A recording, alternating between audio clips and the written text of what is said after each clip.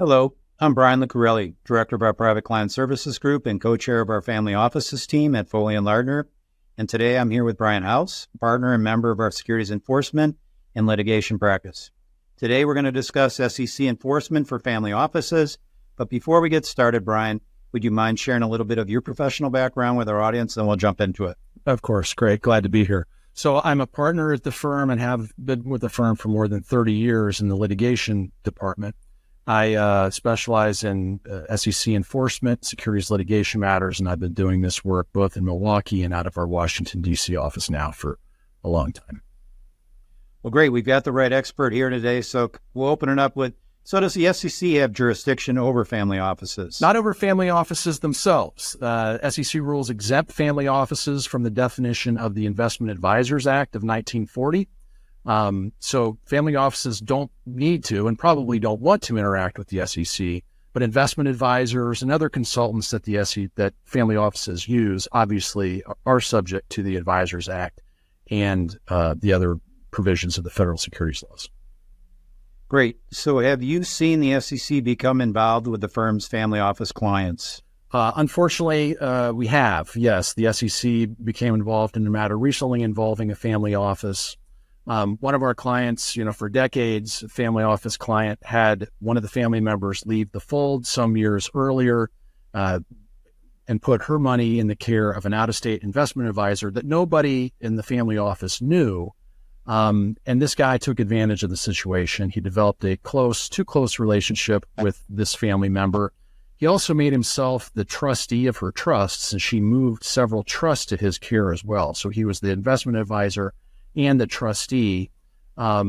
Because he was still working with the family office with respect to some other family members and her children, there was some contact over the years, but he really tried hard to separate this family member from the rest of the family office, and he succeeded. And years later, we discovered that he had charged outrageous advisory fees and trustee fees just to really fund himself and other business ventures and to help his family members.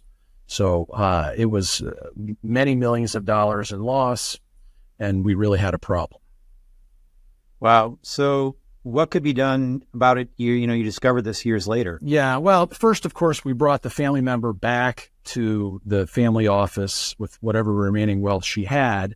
And then we went to the investment advisor and his firm and demanded, recompense that they pay damages.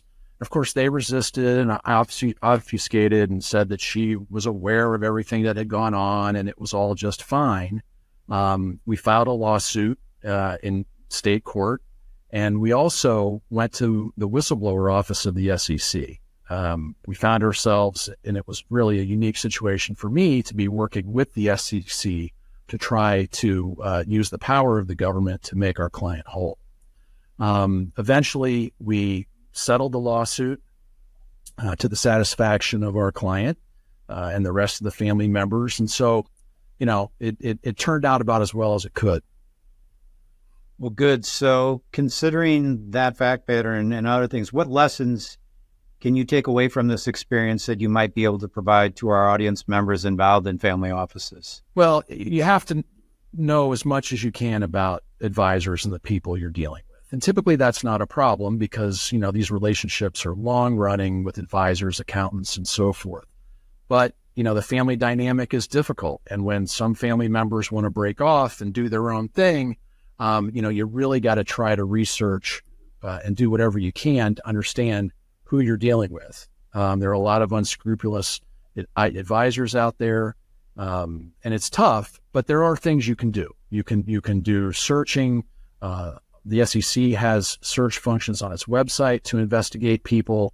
The Financial Industry Regulatory Authority, known as FINRA, also has broker check, a way to research advisors and to see, whether you can find anything out about people. So that's the main takeaway, is to really push hard to try to understand who the family members are trying to work with. So in conclusion, any other parting advice you'd like to share with our family office audience? Yeah. So when dealing with advisors and the securities industry generally, I think you got to trust your gut. Most of our clients are very experienced in these kinds of matters, and they have a good sense of right and wrong.